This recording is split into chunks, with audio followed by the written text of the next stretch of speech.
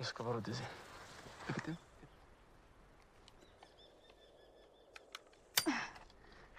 كيف؟ أنا ما تعرف تغير عيار. امسك.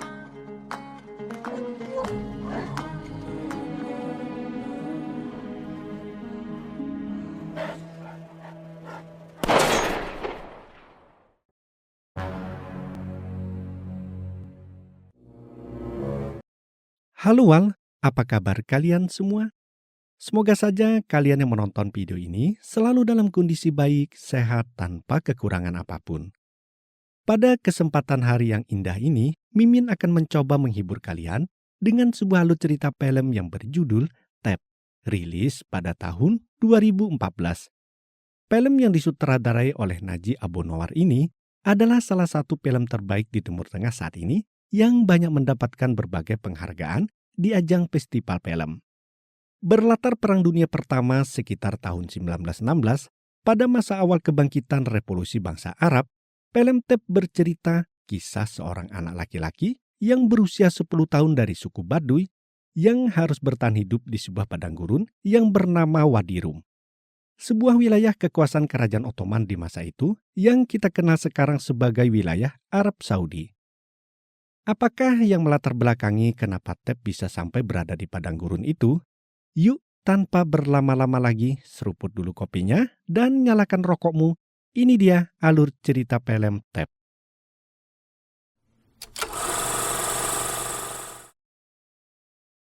Berlatar Perang Dunia Pertama, yaitu pada sekitar tahun 1916, pada masa awal kebangkitan Revolusi Bangsa-Bangsa Arab, di sebuah wilayah yang merupakan bagian dari Kerajaan Ottoman, yang kini kita kenal sebagai bagian dari Arab Saudi.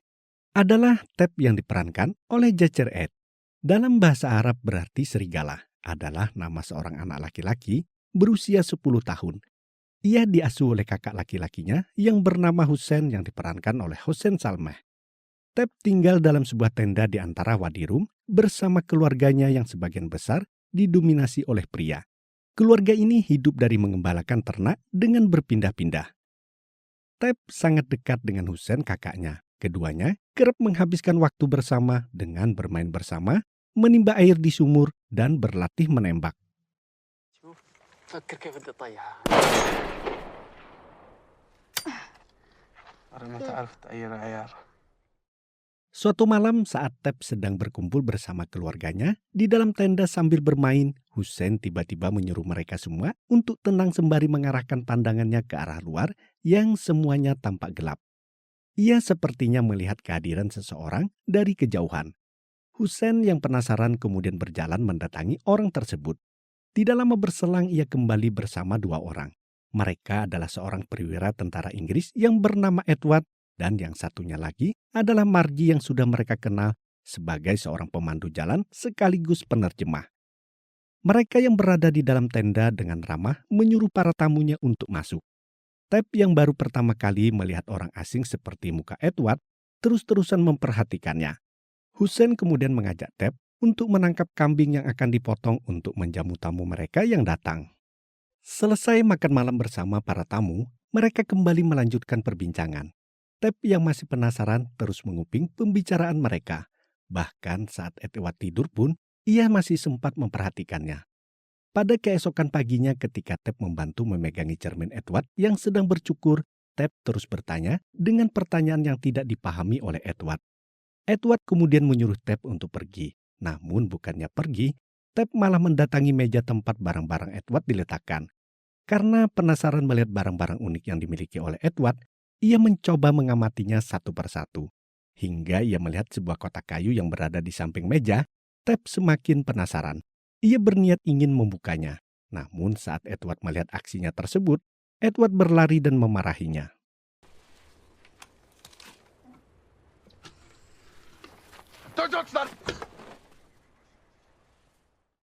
Pada siang harinya, Tab sedang menguping perbincangan kakak tertuanya dengan para tamu.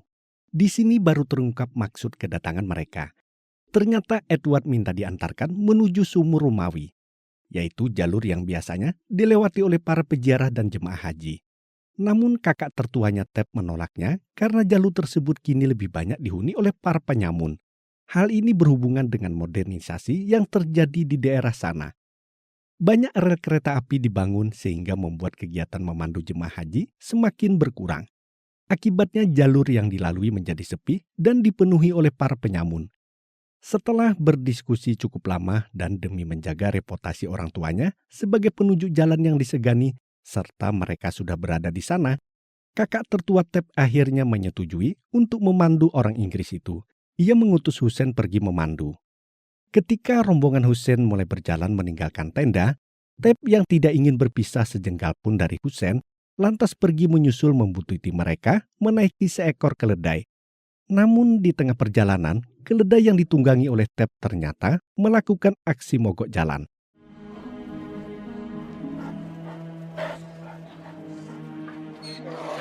Jadilah Tep yang tidak mau menyerah melepaskan keledai itu untuk pulang.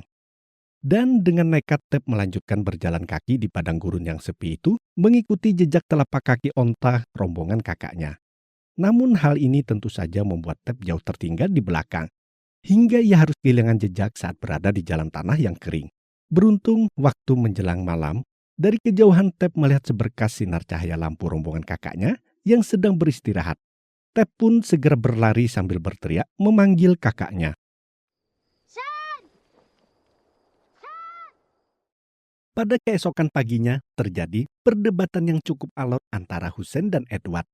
Edward keberatan kalau Hussein pergi bersama mereka membawa serta adiknya. Hussein kemudian meminta waktu kepada mereka untuk mengantarkan adiknya pulang terlebih dahulu, karena ia tidak mungkin meninggalkannya sendirian di sana. Namun Edward keberatan dan berkeinginan meninggalkan Hussein bersama adiknya karena ia ingin melanjutkan perjalanan sesegera mungkin. Marji mencoba memberikan pengertian kepada Edward kalau mereka membutuhkan Hussein sebagai penunjuk jalan. Pada akhirnya mereka melanjutkan perjalanan dengan membawa serta Tep. Maka dimulailah perjalanan melewati tebing Wadi Rum yang sangat melelahkan. Bukan hanya melelahkan, namun setiap saat mereka juga harus selalu waspada terhadap ancaman para penyamun yang menanti di antara celah-celah tebing. Ketika malam saat mereka beristirahat, Tep sedang memperhatikan jam milik Edward, yang mana di dalam jam itu juga terdapat foto istrinya.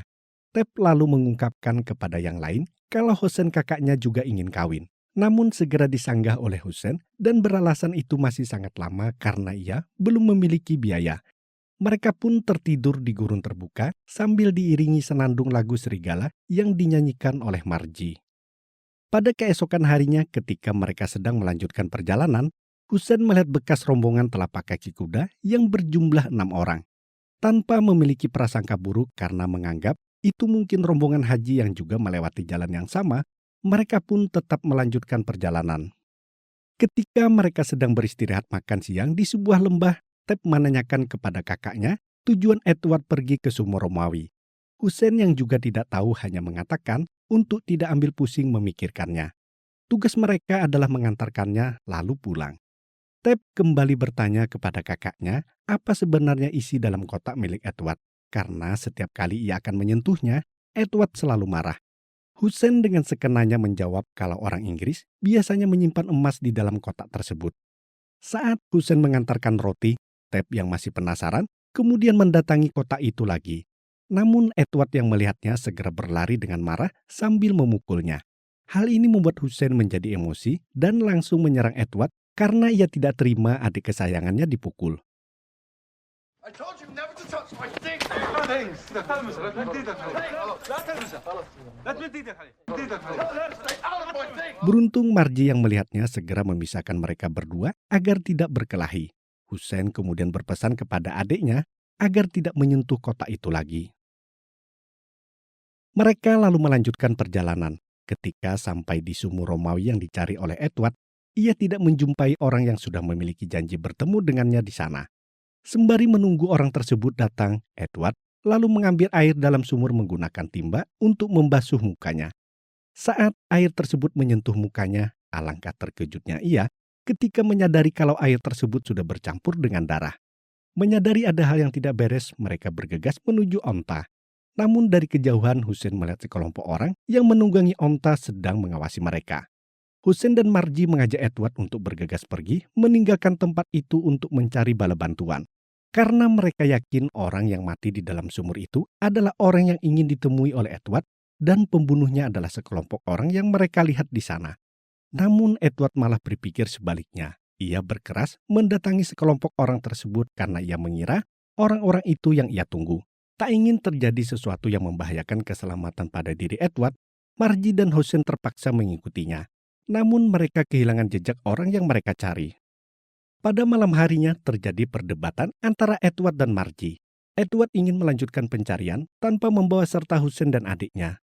Namun Margie berkeras kalau ia tidak bisa meninggalkan Hussein dan adiknya di sana karena merekalah yang mengajaknya. Selain itu hal tersebut sangat membahayakan nyawa mereka berdua. Margie juga mengatakan kalau persaudaraan yang ia jalin dengan keluarga Hussein jauh lebih penting ketimbang misinya. Hussein dan adiknya hanya bisa bengong mendengar perdebatan yang tidak mereka mengerti bahasanya. Please tell me we understand it. Get to that railway. If we Pada keesokan harinya, Margie yang tak berdaya menghadapi sikap Edward akhirnya menyuruh Hussein dan adiknya kembali pulang. Namun Hussein dan adiknya kemudian menyusul mereka lagi karena khawatir mereka nantinya tidak bisa menemukan sumur air di padang gurun itu.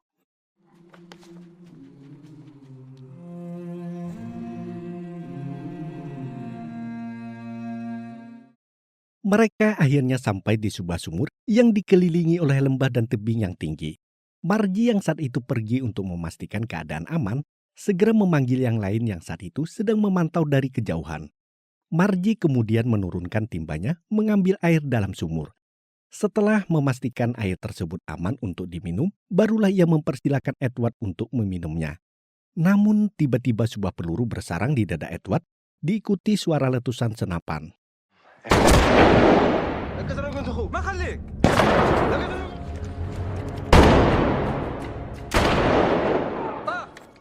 Margie berusaha menarik Edward untuk berlindung, sedangkan Hussein bersama Ted berlari ke arah lorong yang lain untuk mencari tempat berlindung. Namun mereka harus berbalik setelah mendapatkan tembakan dari arah depan. Mereka berdua lalu berlindung di balik sebuah batu. Sementara itu, Margie yang sedang melindungi Edward terkena tembakan di kepala yang membuatnya langsung tewas. Hussein yang memiliki kemahiran dalam menembak akhirnya berhasil melumpuhkan para penembak yang bersembunyi di antara tebing. Ia segera berlari bersama adiknya menuju onta mereka untuk secepatnya meninggalkan tempat itu. Namun tiba-tiba ia melihat kawanan penyamun yang lain menaiki onta datang ke arah mereka. Hussein kemudian membawa Ted berlari dan memanjat tebing menuju ke atas lembah untuk bersembunyi. Para penyamun yang datang pun kehilangan jejak.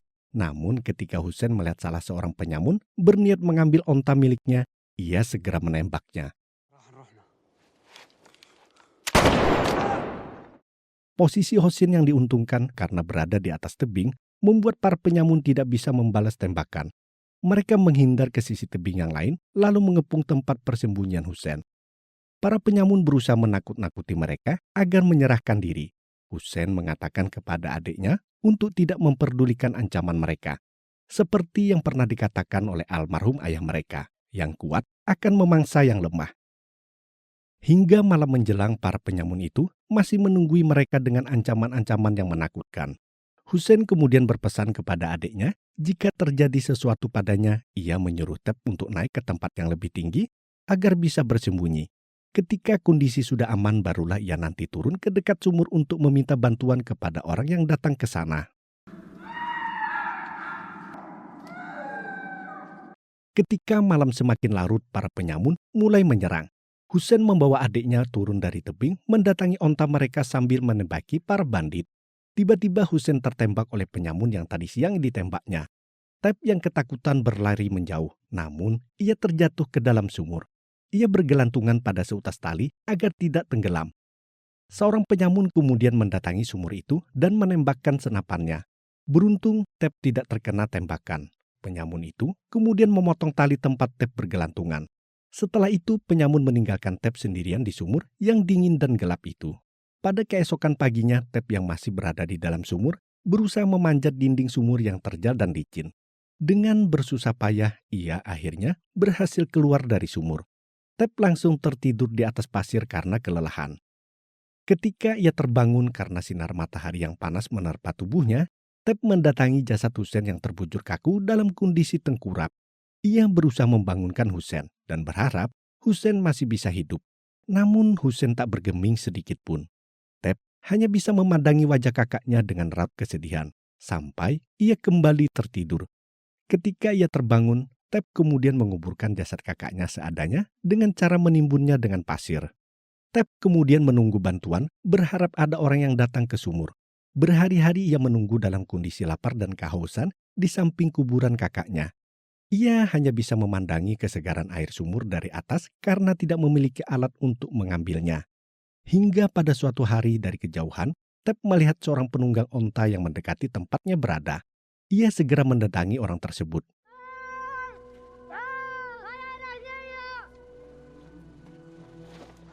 Namun setelah ia sampai pada penunggang onta tersebut, pria penunggang onta itu berada dalam kondisi tak sadarkan diri.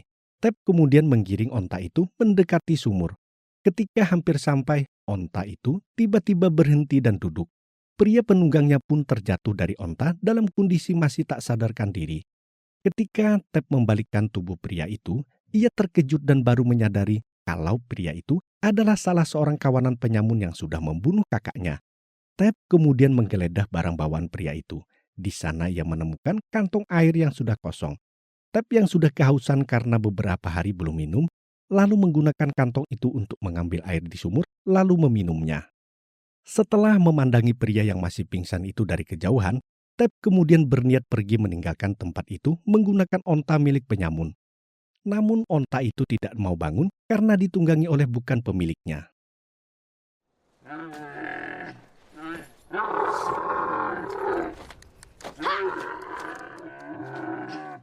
Tep menurunkan barang bawaan pria itu, lalu menggeledahnya. Di sana ia menemukan sebuah kotak milik Edward yang sudah tewas. Ketika malam menjelang, Tep membuat api menggunakan batu di samping kuburan kakaknya. Keesokan paginya ketika terbangun, pria penyamun itu sudah menatapnya dengan tajam. Pria itu meminta air kepadanya. Walau awalnya Tep ragu karena ia takut pada pria itu, akhirnya mendatanginya mengantarkan air. Saat pria yang kehausan itu meminumnya, Tep mengambil kesempatan itu untuk mengambil pistol yang ada di pinggangnya lalu menodongkannya. Pria itu hanya bisa pasrah dan menyuruh Tep untuk segera menembaknya. Tep hanya terdiam kaku. Saat itulah, pria itu tiba-tiba bangun dan berusaha menangkapnya. Namun pria itu kalah cepat dengan Tep yang langsung berlari ke atas bukit dan berteriak meminta tolong. Pria itu mengatakan tidak ada siapapun di sana yang bisa menolongnya kecuali dirinya.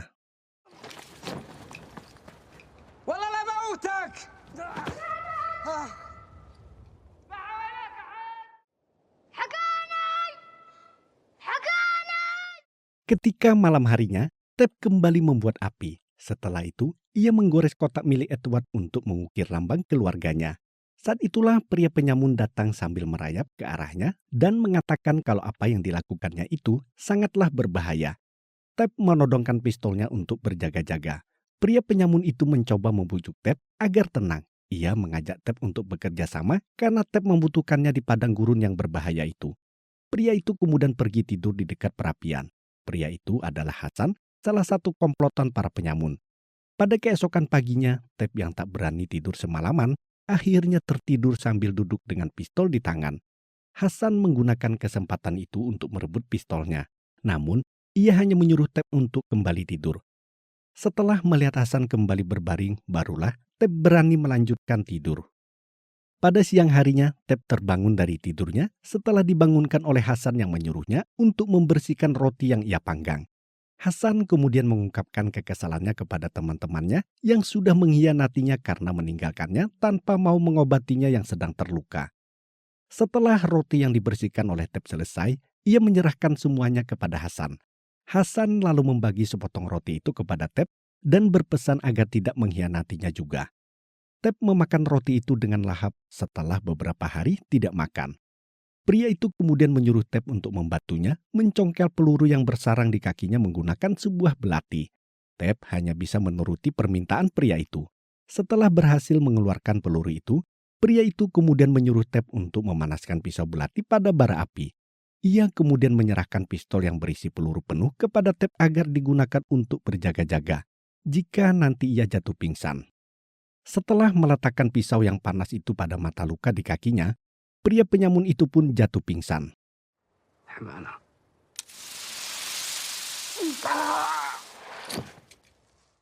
Selama Hasan pingsan, Tep berusaha menjaga dan merawat lukanya sesuai permintaannya. Ketika Hasan terbangun, ia mengungkapkan rasa puasnya karena Tep merawat lukanya dengan baik. Ia kemudian menawarkan rokok milik Edward kepada Tep. Pria itu menanyakan apa hubungannya dengan lambang Bani Syekh Abu Hamud yang ia lukis. Tep mengatakan kalau pria itu adalah ayahnya. Pria itu hanya mengatakan kalau ia mewarisi sifat ayahnya yang pemberani seperti serigala. Setelah beberapa hari kemudian, Hasan mulai sembuh dari lukanya. Ia mengajak Tep untuk pergi meninggalkan tempat itu mengendarai onta. Walau Tep yang sangat berat hati melakukannya, namun karena tidak ada pilihan lain, ia akhirnya mengikuti Hasan setelah berpamitan di kuburan kakaknya. Dalam perjalanan mereka itu, Tep banyak belajar dari Hasan bagaimana mengendarai onta dan membaca arah mata angin melalui bintang yang bersinar di malam hari.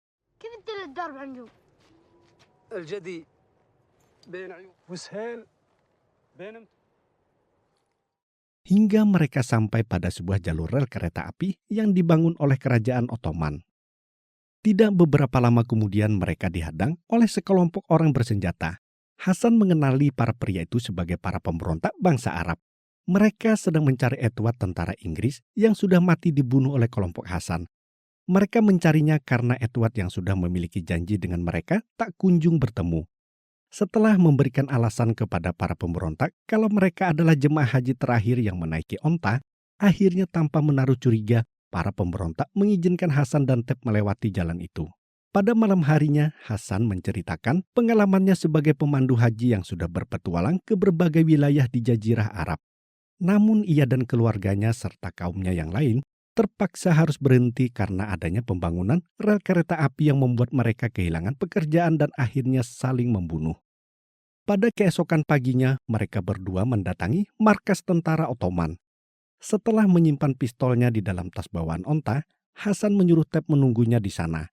Ia kemudian masuk ke dalam, menemui seorang letnan komandan markas di sana, sambil membawa tas yang berisi barang rampasan. Tep yang penasaran kemudian datang menyusulnya. Di sana, Tep melihat sang komandan memeriksa barang-barang rampasan yang disodorkan oleh Hasan. Awalnya sang komandan tidak begitu tertarik dengan barang-barang tersebut. Namun setelah melihat sebuah kotak milik Edward yang disodorkan Hasan, ia langsung menunjukkan minatnya. Rupanya kotak itu adalah detonator bom yang sangat berbahaya. Sejatinya alat itu akan diserahkan oleh Edward kepada para pemberontak bangsa Arab yang akan meledakkan kereta api milik Ottoman. Namun karena jatuh ke tangan Hasan sebagai penyamun, ia menjualnya kepada pemerintah Ottoman untuk mendapatkan sejumlah kepingan uang emas. Komandan itu kemudian membayar Hasan dengan beberapa keping uang. Setelah melihat Tep, komandan itu juga memberikan satu keping uang kepadanya sebagai tip. Namun Tep menolaknya dan Hasan sempat marah dengan tingkah lakunya itu. Hasan kemudian menyuruh Tep untuk menunggunya di luar. Tep bergegas keluar mendatangi onta. Ia mengambil pistol yang disimpan Hasan, kemudian mengarahkannya ke depan pintu masuk menunggu Hasan. Ketika Hasan keluar berjalan sambil menghitung uang hasil penjualan barang-barang rampasannya, ia terkejut setelah melihat Tep sudah bersiap menembaknya.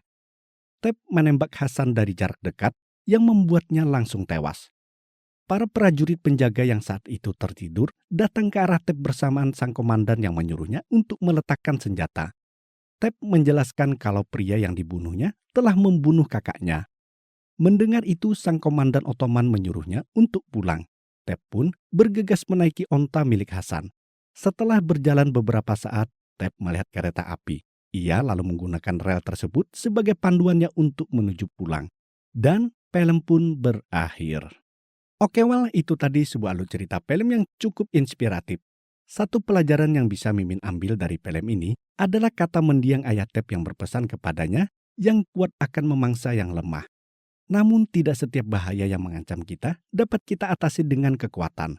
Kecerdikan seorang anak kecil yang lebih lemah terbukti dalam film ini mampu mengalahkan yang kuat. Seberapapun kita dalam kondisi yang sangat berbahaya dari orang yang lebih kuat, hendaklah kita selalu bersikap tenang.